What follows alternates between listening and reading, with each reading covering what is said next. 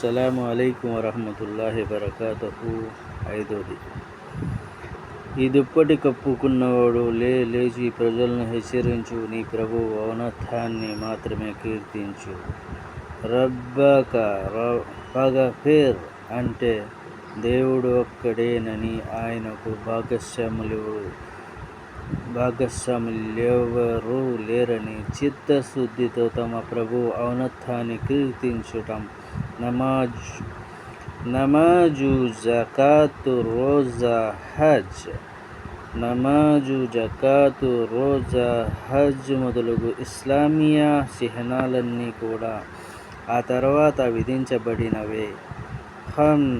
ఫఅంజిర్ అంటే తనకు భాగస్వాములెవ్వరూ లేని అల్లాహ్ ఆరాధనలో చేయబడే షిర్క్ గురించి భయపెట్టటం.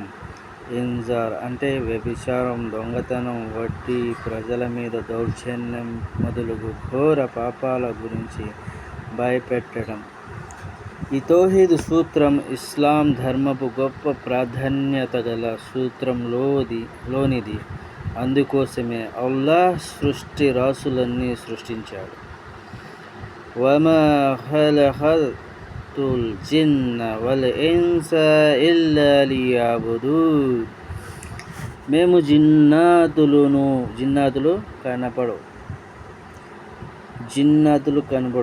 జిన్నాతులకు మళ్ళీ మానవులకు కేవలం మా ఆరాధన కోసం మాత్రమే పుట్టించాం. జిన్నాతులు కనపడవు,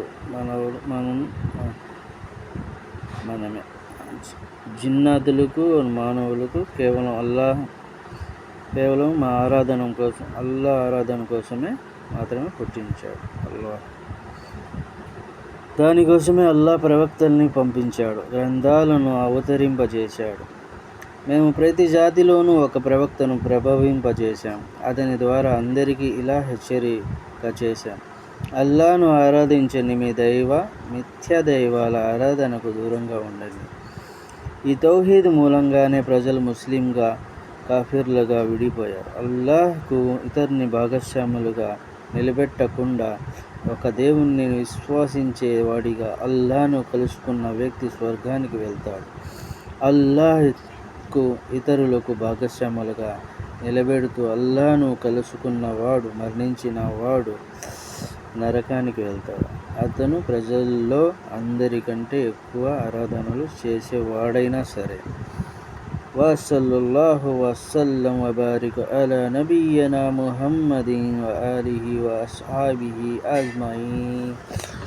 అస్సలాము అలైకుం వరహమతుల్లాహి వబరకాతుహు. అల్లాహ్ని గుర్తించి అల్లాహ్ ఆజ్ఞల్లో, ప్రవక్త సల్లల్లాహు అలైహి వసల్లం పద్ధతులను అల్లాహ్ తఆలా మనకు అనుగ్రహించాలని అల్లాహ్ని కోరుకోవాలందరూ.